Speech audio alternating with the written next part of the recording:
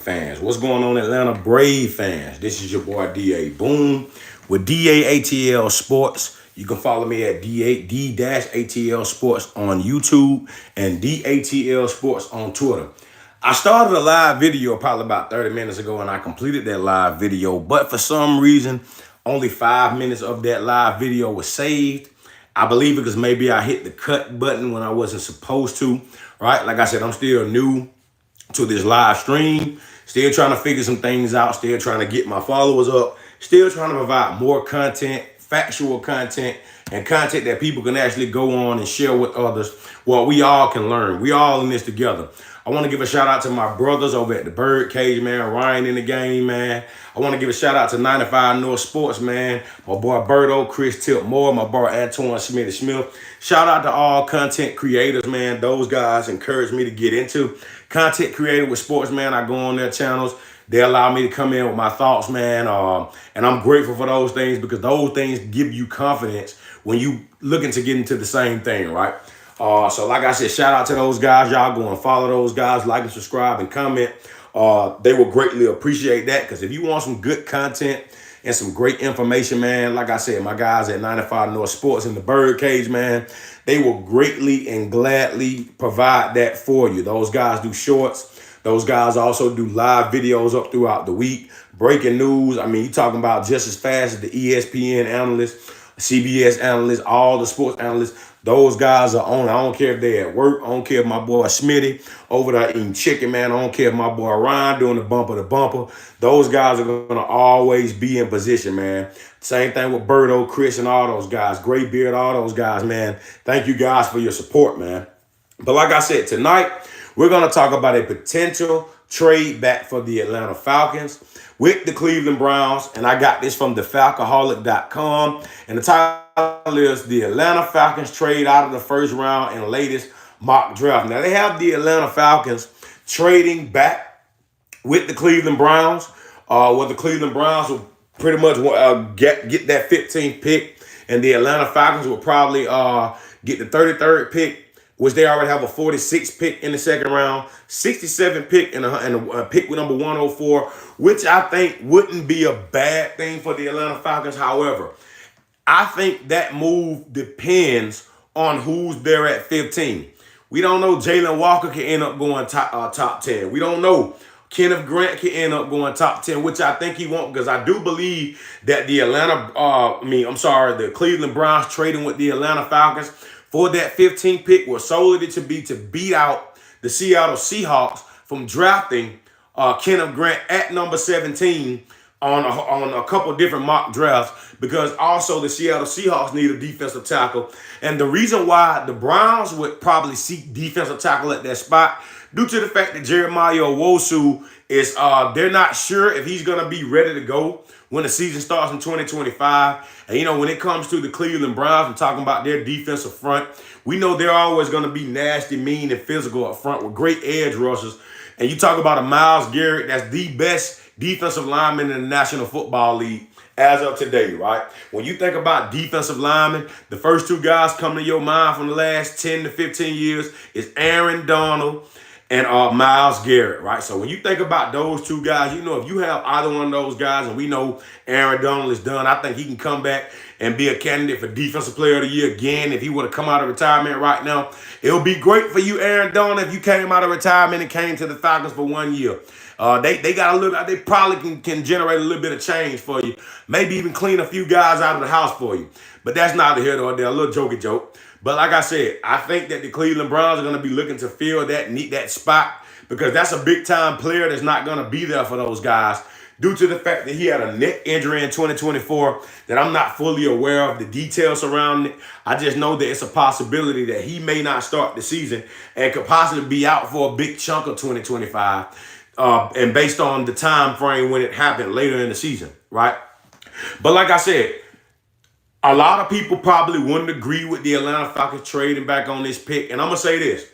If you think about it, there are going to be a lot of top defensive guys that are projected to go in the later part of the first round that'll drop to the second round. Now, here's the situation for the Atlanta Falcons. I think if you have a Jalen Walker or a Michael Williams or a James Pierce or even a Kenneth Grant available in that spot, I wouldn't be upset if they took either one of those four guys. You think about it. We lost Grady Jarrett. We know who's been playing in for us in this 3-4 scheme, but you know Grady Jarrett is naturally a defensive tackle. And the Falcons did bring in a few pieces this offseason.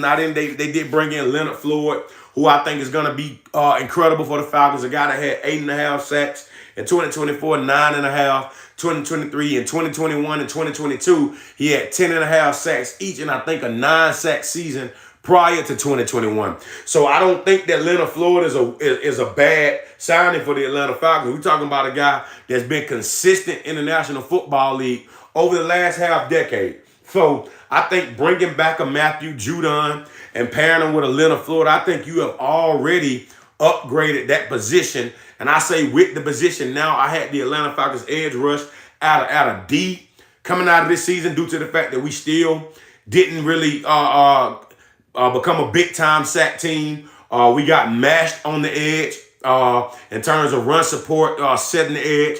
So, and you know, a lot of guys are pass rushers, but those guys are still in the run defense, you know, against play action. So they did a horrible job containing this year. I do think there was some sparks that we did see from some of our younger guys like Ebba Katie. They did try to get D'Angelo Malone involved a little bit. We know that the Atlanta Falcons became desperate. But I think by bringing in a Leonard Floyd, that you can basically take a lot of pressure off Matthew Judon. But still, at the same time, if you can get you a Jalen Walker or a Michael Williams or a James Pierce Jr., a lot of folks say Shamar Stewart, but I'm not big on that guy, like I said before, for the simple fact that this guy only had 4.5 career sacks in 3 seasons at Texas A&M.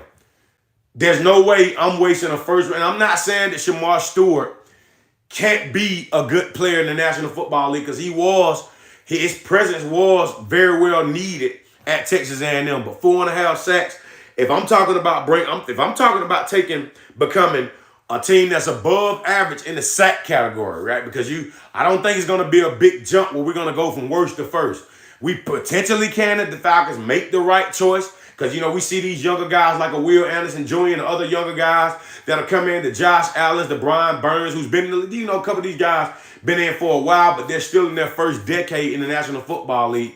We talking about teams that have gotten home run hitters at that edge position, right? You look at what the Philadelphia Eagles have done, man. You look at what all these teams have done at that outside pass rusher position, and it's like the Atlanta Falcons have been basically stalemated at this position for almost 20 years now. I mean, maybe a little bit less than that.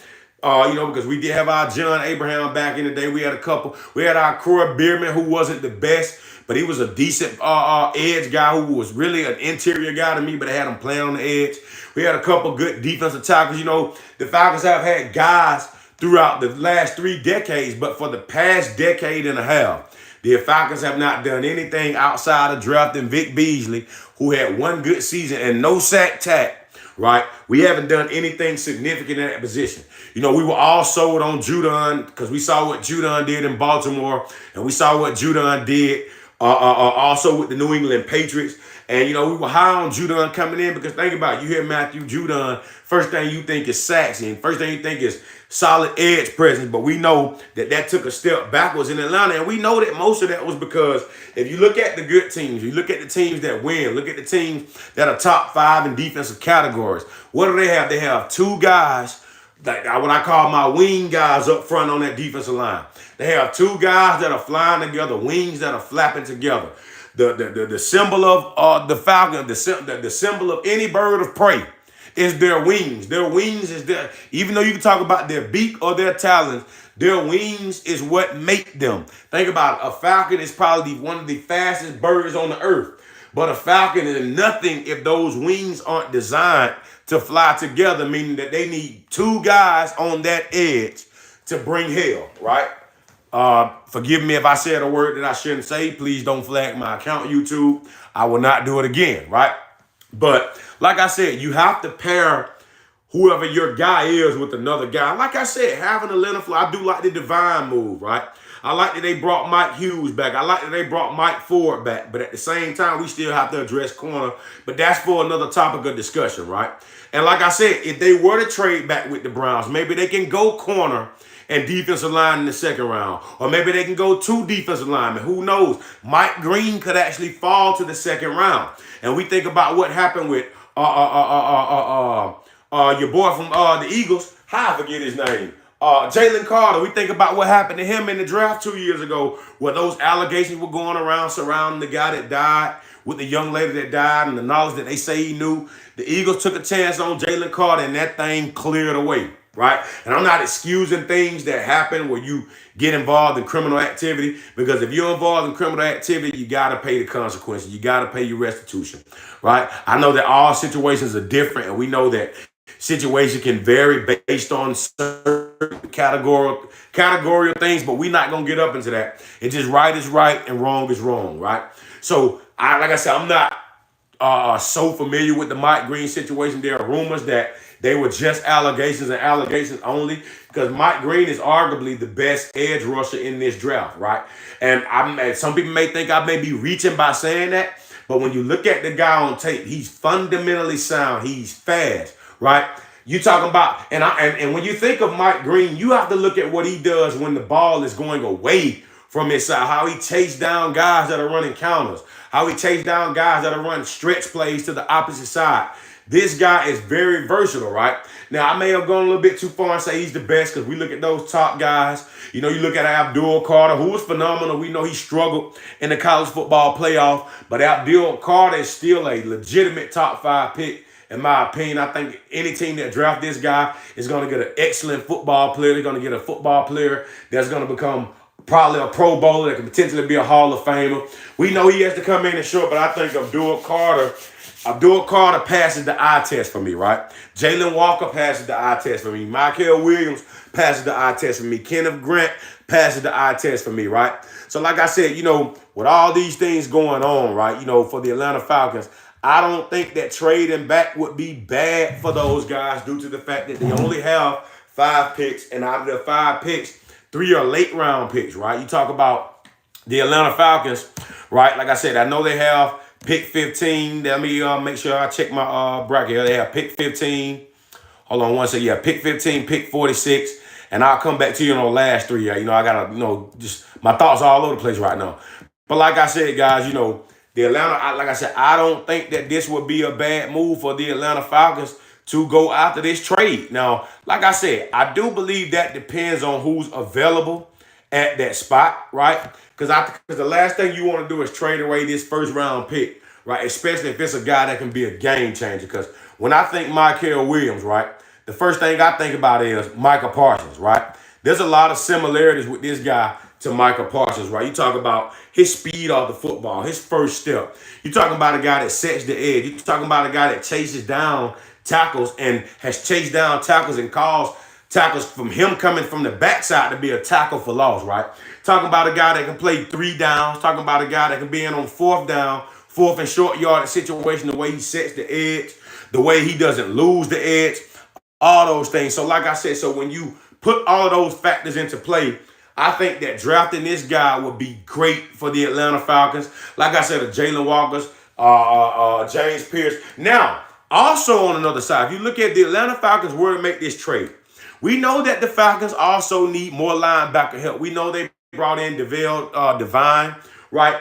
Who I think is going to be a great depth guy, a guy who can make plays in the NFL, a guy who's been a decent veteran presence for the Raiders, you know, who throughout his career, a guy that can be on special teams, right? And I do think that, you know, he will be used on special teams. He's also going to be used on defense. I think maybe a 3rd down linebacker, because, you know, the Falcons are looking to have linebackers that can drop into coverage on 3rd down. But Divine is also a guy that he's a decent blitzer, right? You know, a good guy that can recognize the run.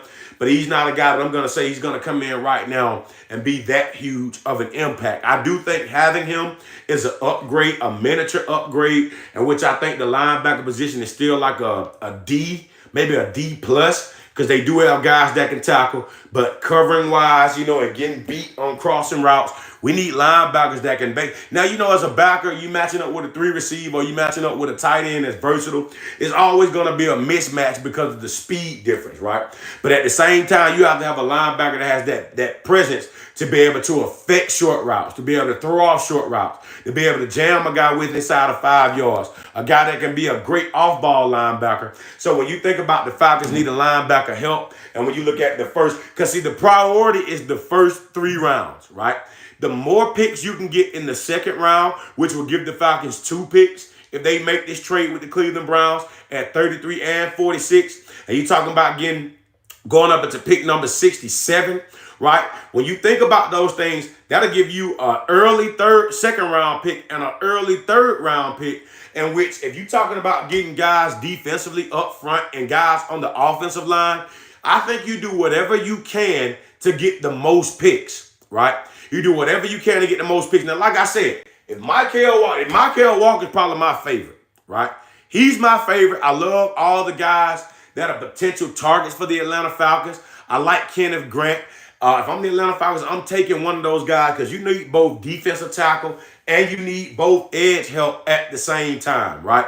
So, like I said, for those of you who think the Atlanta Falcons, based on what I just described and what I just gave to you, if you think the Atlanta Falcons should trade back with the Cleveland Browns to get the 33rd pick, the 67th pick, and the 114th overall pick, 104 overall pick, type down, they should trade.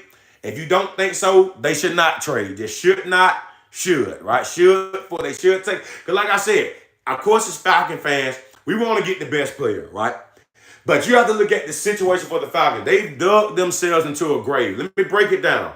We don't have a lot of draft capital, right? It's already going to be hard for the Falcons trying to pay the 5 picks that they do have, right? Now, let's say that you have a couple first-round guys that slip down to the second round, like primarily Mike Green, right? Let's say Mike Green falls to the second round and you're sitting there at 33 with 2 teams in the Cleveland Browns and the Raiders that don't really need a lot. Now, of course, the Raiders, I would say, will probably take Mike Green if he's there after they get their quarterback, right? But, the Raiders need receivers. They need offensive linemen. They need quarterback. So for the Raiders, their defense wasn't great last year, but that would be a situation where I think the Raiders would go O-line if they're going to draft a quarterback in the first round. They could possibly trade back into the first round. But I think if Mike Green were to drop to the second round, the Atlanta Falcons, if they make this trade with Cleveland, it would still be a win-win. They would get a first round talent for second round dollars, which we know second round players get a decent 4-year deal. Coming to the league anyway, the aiming point is the first 4 rounds. If you want to get a nice paycheck, later round guys get paid too. Guys may earn. Of course, their deal in the rookie year once they sign, but they earn more money, of course, throughout the way they play up into their option year, right? Their 5th-year option, right? But let's say the Falcons are able to get a Mike Green at 33, and let's say they were able to get a Jahad Campbell at 46. Think about it. You cross off 2 key spots in the first round. You get a dominant edge rusher who I believe is going to come in the NFL and be a multi-time Pro Bowler, could lead rookies in sacks. Because like I said, you got to go and look at Mike Green at Marshall on tape, right? This guy's a legitimate top 10 talent whose draft stock may drop. But like I said, we saw what happened with Jalen Carter. Who knows? This guy may still go in the first round, right? But like I said, if you take a Michael Williams or James Pierce Jr., I know I keep repeating this, I wouldn't be mad about that. But I also wouldn't be mad if I'm able to get 2 good defensive players in the second round. I would not be upset about that. A lot of people probably wouldn't agree, but I think this will be a win-win for the Falcons and the Cleveland Browns, right? And like I said, I think that this move for the Browns is simply because Jeremiah Owusu is going to be down, and they probably want to go get big Kenneth Grant, right? So like I said, the Falcons will be able to add on 3 more draft picks by trade and pick number 15, which will take their draft total back to 7 picks, right? So like you said, back to 7 picks. So if I'm able to get 7 guys instead of 5, knowing that we still have a lot of holes to fill, right? They did bring in Jordan Fuller at safety. They are bringing back Justin Simmons. You know, they're probably going to re-sign Jesse Bates after this season. Like I said, Mike Hughes is in. And think about it. There are going to be several corners that are going to be in the second round. And like my boy Ryan said, the Birdcage and other guys, I'm tired of seeing these short 5'11", 6'5". I want a corner that's at least 6'2" or taller, 6'1" or more, right? You think about all these, there are a lot of big cornerbacks coming through this draft this year. And I'm not going to spoil it because Wednesday night I'm coming back and I'm going to be doing a mock draft show on the Atlanta Falcons in which I will have my screen open. The reason I don't have my screen open today, got a lot of negative feedback from the camera. The other day when I went live, there was a lot of stalling in the video. So my whole goal is to be, to fix that. But like I said, I will be coming back with a mock draft show talking about potential sleepers, draft winners, because we're getting close to the draft, man. We're about, 3 or 4 weeks away from the draft now. So that time is ticking. It's coming down to the nitty gritty, man. And I think that whatever the Atlanta Falcons are going to do in this draft, this is going to make or break the season for them, in my opinion. Because like I said, if you look at this draft, right, I've never seen a draft, right? And we can always talk about the first round. The first round is always consistent. The second round is always consistent. But there are so many second round guys defensively that are arguably first. Like, for example, I think that Jahad Campbell is a first round linebacker. That's just my opinion. And on several draft boards in the past, prior to pro days and the NFL scouting combine, they had this guy going in the first round. If you go back to the season, as the season progressed, they had this guy as a mid-first round talent. He was actually on the Atlanta Falcons, a couple Atlanta Falcons mock drafts throughout the season, right? So when we look at this situation, like I said, I think that this will be the best possible scenario, and there could be a better offer from another team. But I think the Atlanta Falcons picking up the 33rd overall pick from trading the first, like I said, they could get 2 pass rushers. They can get an offensive lineman. They can get a pass rusher and a linebacker. They can get a pass rusher and a corner. What they do, they expand their options, because I'm going to tell you, the game changers are in the first 4 rounds this season. You don't get me wrong. You're going to have a lot of late round sleepers. But if you look at these draft boards, the game changers go all the way up into the 4th round. It's the NFL. They're going to be game changers in every round. We've seen it historically. And we've seen 4th and 5th round guys go on to be Pro Bowl players, Super Bowl MVPs, right? All pro players, right? Guys who have come in on rookie deals that was 5th, 6th, 7th round money that are now making 5-year, $50 million, $60 million, so on and so on and so on, right? But like I said, I personally wouldn't be mad about the move, but I don't know how everybody else would feel. But like I said, that's neither here nor there, right? And like I said, I will be back Wednesday with a live video of a mock draft, right, in which I'll be doing my personal mock draft. I've watched everybody else do theirs, and I like what I see, right?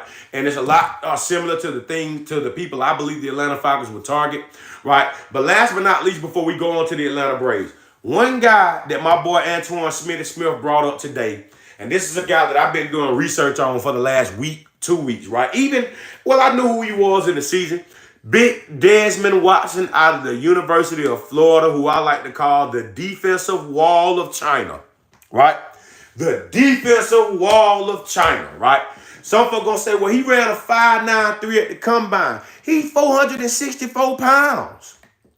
He's a mammoth of a man.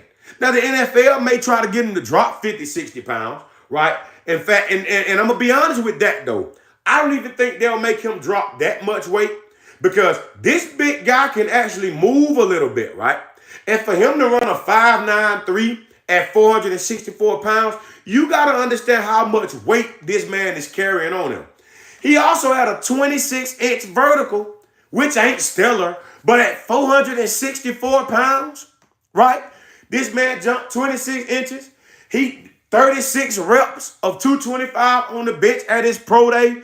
You talking about a monster in the A-gap. He only has one job for whoever draft this guy: plug the A-gap. He's not going to be a 3 technique. He's not gonna be in a 4-eye position. This guy, if he's in a 3-4, he's going to be that head-up nose. If he's in a 4-3, he's going to be your everyday 1 technique.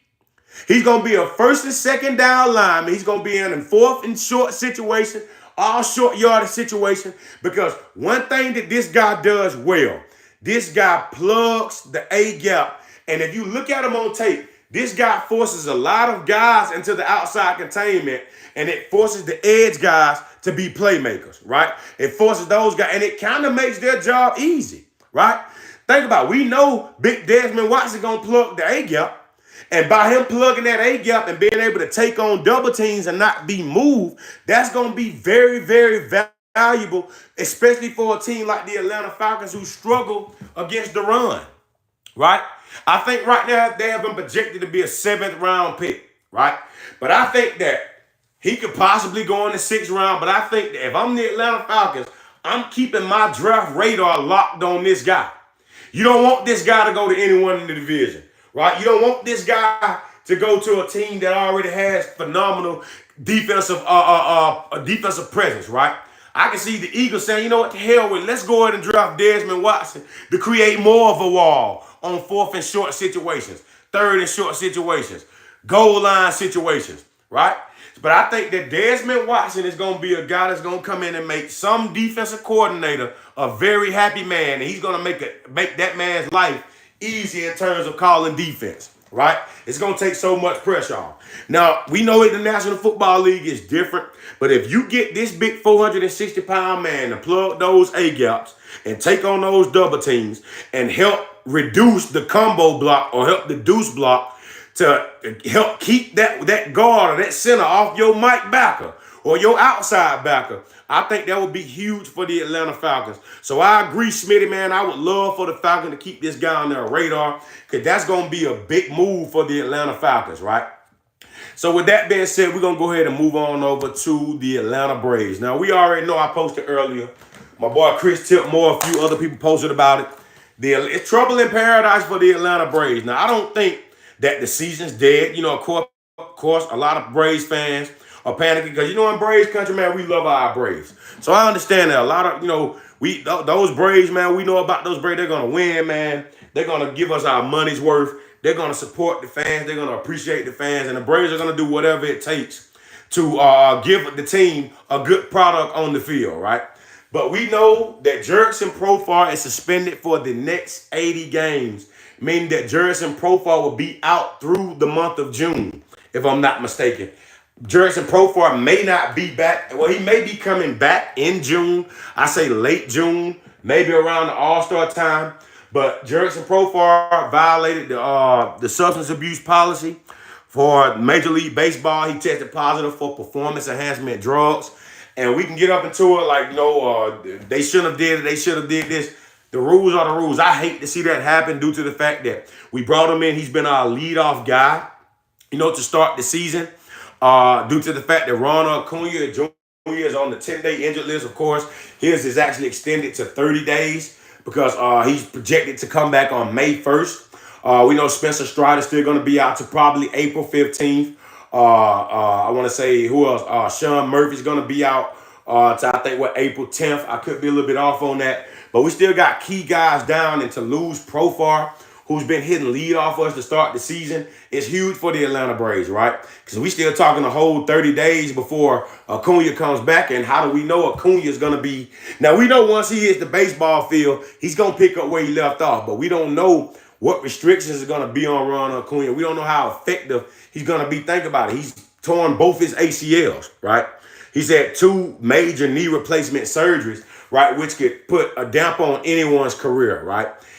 You know, so like I said, but still, when you look at the Braves lineup, man, you know, I still got faith in this lineup. They started the season 0-4. The bats were turning in game 1 and 2 of the opening day series, opening weekend against the Padres. I think they lost 4-7 on Monday. I think Chris Sale received the loss in that one, if I'm not mistaken. The bullpen came. It was 4-3 when Chris Sale left the game. He was set up to win.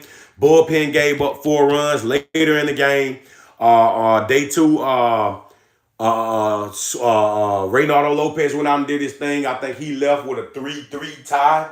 Of course, he gave up 3 runs. The Braves ended up losing that game 4-3. They didn't score in game 3. I think they had a couple hits, maybe 3 or 4 hits few walks. We know yesterday ended up losing the game 5-0. And we know in game three, Fernando Tatis robbed Matt Olson of a home run that probably would have given the Braves momentum to possibly come back and win their first game of the season in the game three of that series. But like I said, that series is done. We won't see the Padres again for a while. Now moving on to the defending champion Los Angeles Dodgers. You're talking about a lineup that's just like the Braves. Talking about guys that can hit home runs 1 through 9. Doesn't matter who it is. Doesn't matter what the situation is. A team that's clutch. A team with great players. All-star players. Right? But looking at the lineups tonight for the Atlanta Braves and the Los Angeles Dodgers. Of course, they're playing at Dodger Stadium. It's going to be 7:10 Pacific time. It's going to be 9:10 Central time. And it's going to be 10:10 Eastern time. Right? At Dodger Stadium live tonight, in which they're going to be starting this 3-game series with the Dodgers before they come back home this weekend. And due to the fact that the Braves are 0-4, this is a very, very bad situation to be in to come up against this team who can win any given day. And we know the Braves can win any given day. Like I said, I still got faith in this lineup. But we're going to see Michael Harris in that leadoff position due to the fact that Jerrison Profar is not with us for half of the season. Austin Riley's still going to be hitting second. Matt Olson still in that third spot. Marcell Ozuna still going to be hitting fourth at that cleanup spot for the Atlanta Braves. Looking for his bat to turn tonight. Albies is still going to be in that fifth spot. Baldwin's still going to be going to move up to the sixth spot because the Braves have inserted Brian De La Cruz, their offseason addition from the Miami Marlins. It's going to be in that left field spot due to the fact that, like I said, Profar is done, so he's in the lineup. Jared Kelton is still going to be at eighth. Archie is still going to be in at that ninth spot. Of course, we know Michael Harris is going to be at center field. Austin Riley at third base. Matt Olson at first base. Ozuna as a designated hitter. Albie second base. Baldwin catcher. De La Cruz left field. Kelton at right field. And Orlando Archie at that shortstop position, right? For the Dodgers, we know their leadoff guy is going to be Shohei Ohtani, their designated hitter. Also, their ace at the pitching. He's going to be their DH. Mookie Betts is going to be in at the second spot playing shortstop. Teoscar Hernandez at that third spot playing right field. We got Conforto at that fourth spot at cleanup playing left field. Will Smith, of course, playing catcher. Edman, second base. In that sixth spot, Max Muncy will be in that seventh spot. Of course, playing third base. Hernandez will be in that eighth spot playing first base. And Pages will be at that ninth spot playing center fielder. I think that Freddie Freeman is actually down, so he will not be in the lineup tonight for the Atlanta Braves. But like I said, guys, the Atlanta Braves are in a situation where they must win tonight. You don't want to start the season 0-5. And like I said, I got a lot of confidence that Grant Holmes is going to go out and have a decent performance tonight in this game. Of course, it's going to be tough for his first start to come against this bunch, right, who's basically a heavy load to deal with, right? But like I said, I'm looking for the Atlanta Braves to get that first win of the season tonight. In Braves country, those guys need us in attendance, whether you in Los Angeles, because there are a couple Braves that are going to be in Los Angeles tonight. A lot of Braves fans that live in Los Angeles, and all the TV viewers on your FanDuel Sports Network or whatever you watch the Braves on, whether it be ESPN Plus or whatever. Tune in tonight to watch the Braves get this first win, man. I know we can't be there physically. Of course, I'm going to be there at the home opener. I'm going to be at the first 2 games of the home opener for the Atlanta Braves. Y'all know I go to at least 20 Braves home games a year, trying to get to my first playoff game of the Atlanta Braves this season because we know the Atlanta Braves are going to be there in the end. Remember, going back to 2021, the Atlanta Braves didn't hit the 500 mark until August, and then they got hot late in the season and made that run. So I'm not going to panic right now. We know the Atlanta Braves are still banged up. They're still not complete. And I hate that we have to wait to see Profar until this summer. But just imagine where the Braves will be when he comes back, when Acuna is back and healthy, when Spencer Strider is back and healthy. You talking about arguably the best pitching core in Major League Baseball, right? You talk about having 2 aces, as I talked about in my last live show, and Chris Sale and Spencer Strider. And he talk about what Spellenbrock can bring, what Reynaldo Lopez can bring, what Grant Holmes can bring, what Sawyer can bring. And like I said, Sawyer didn't have a bad game yesterday. I mean, he threw a lot of pitches through the first 3 innings, but Sawyer didn't have a bad game. Of course, I think he gave up 2 runs, and the other 3 came from our relief pitchers. But I think that we do have a solid core, And I think that this team, once they get going, those guys are going to be going. They're going to be feeding off each other. And I think that once Spencer Strider comes back, that's going to be a lift for the team and for Rick Kranitz, our pitching coach. And that's going to be for that bullpen. And I think for the younger guys that are coming in relief this year, still got a strong relief system. We still got Bummer, still got Iglesias. We still got Alvarez, who's on the injured list. So like I said, this Braves team isn't hurting. It's just unfortunate things are going on to start the season for the Atlanta Braves. But like I said, the turnaround starts tonight. I think the Atlanta Braves go out and fight tonight. I think that the bats will turn. Win, lose, or draw, I just want to see the Atlanta Braves look like the Atlanta Braves tonight and just go in LA and put up a fight, right? So with that being said, I thank you all for tuning in. Like I said, my subscribers, I'm not sure if anybody has subscribed while watching this video, but my subscribers are currently at 53 from my knowledge. Like I said, it would be great to get more subscribers. I want to get to 100 prior to the month of May. That'll be great if y'all help me get there.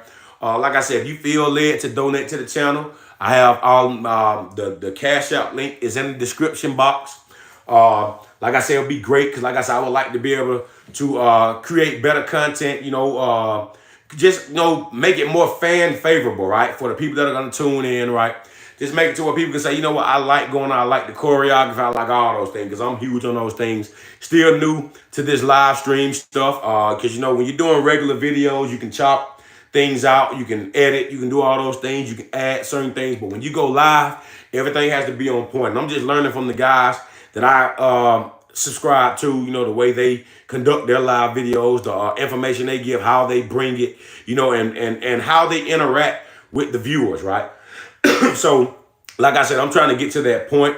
And like I said, all feedback is good feedback, and interactions matter, right? Interactions matter. Your thoughts matter, right? Especially when dealing with sports. People want to vent about their favorite players, vent about the way games went. We know as Falcon fans, we get on the podcast and, man, we go in and in and in and in and in about how we feel.